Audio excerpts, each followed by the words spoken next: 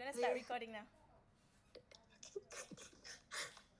Just tell me when it's okay. Hi and good evening. Thank you so much for making time to speak with us today. Thank you. Yes, thank you. So before we begin, we would like to introduce ourselves first. My name is Ayuni Wafia. And my name is Nor Ayunabila. We are both students from UITM Shah Alam under course English Professional in Communication.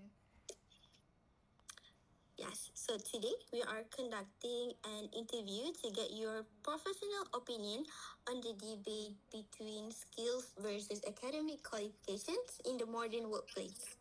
Yes, and just a quick reminder that this session is confidential and your answer will be solely used for academic purposes. Now that you know us, could you please briefly introduce yourself, such as your name, your age, nationality, and your current job? Yes, of course. So, hello guys. My name is Fatine. I'm 30 years old and I'm from France in a city called Dijon. And since 2 years, I'm working as import-export sales assistant in a food company in France. It is a pleasure to meet you, Miss Fatin. Yes. Let's jump right into the first question. Some Okay, no problem. Some people argue that university degrees are essential, while others say skill matter most. Regarding the statement employers should value skills more than qualification, which side do you find yourself agreeing with more? So the first question I will ask to myself is: are qualification a real need to get skills? I would say, as an employer, I would check first skills, then qualifications.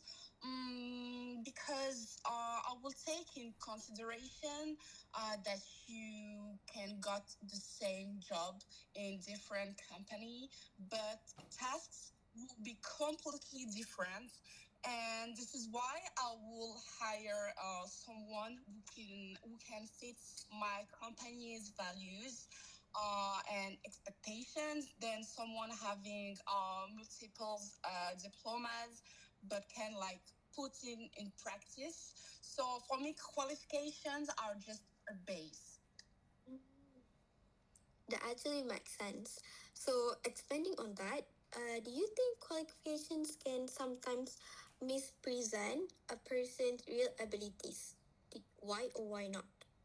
So yeah, for me, qualifications can sometimes misrepresent a person's real abilities. They often reflect academic knowledge or exam performance rather than practical skills.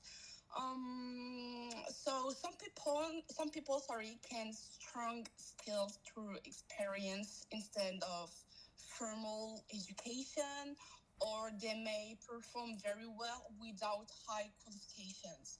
So, on the other hand, like having good qualifications doesn't always mean someone can apply their knowledge in real life situations.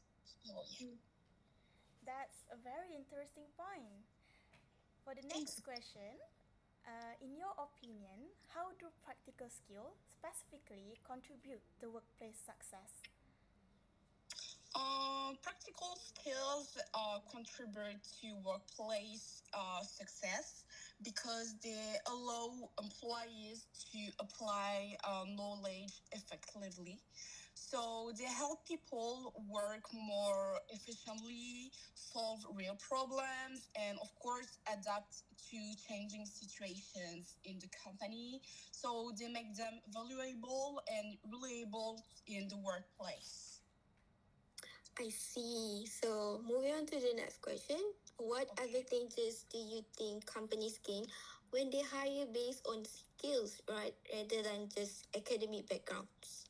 Oh, that's a great question. So, for me, skills based hiring helps companies to, first of all, focus on what people know how to do. They not just like focus on what they have studied in the past. Second point is that it makes recruitment more equitable and efficient. And the last point, I would say it helps companies to find talented people adapted to the rapid evolution in the labor market. Sorry. So yeah. We have talked a lot about why skills are important, but I like to look at the other sides of the discussion now. In your opinion, what are some things that a formal university education teach that a self-taught skill worker might lack? Self-taught workers can excel in hands-on skills and technical expertise, but sometimes I think they may lack the theoretical depth, methodological rigor, and structured feedback. And the last point, I would say formal recognition that come with a new university education. So, following up on that, what do you think is the biggest risk when a company stops looking at university degrees entirely and only look at skills? In my opinion, the biggest risk when a company only focus on skills and totally ignores university degrees is overlooking theoretical depth, broad perspective, and the ability to tackle complex, long-term problems because lack of knowledge, short-term focus, and subjective evaluation risks, and of course compliance. This has been a very balanced discussions based on everything we Yeah. have discussed today. Can you give one piece of advice to a fresh graduate out there? I would say you have to balance your practice skills with a strong understanding of the underlying principles. Don't just focus on what you can do, and don't stop and never stop being curious. That is actually an excellent advice. But unfortunately, we have reached the end of our questions. Okay. We really appreciate your time and your honest answer. Thank you so much for participating. Thank you for having me.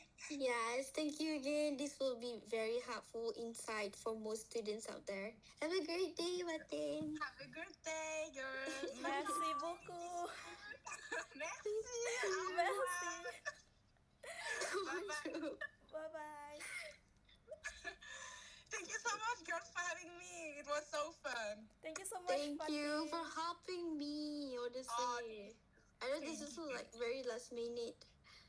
Oh, that's fine. That's fine. It's Saturday, so I don't have like any plan for today. So I'm just gonna chill in my house.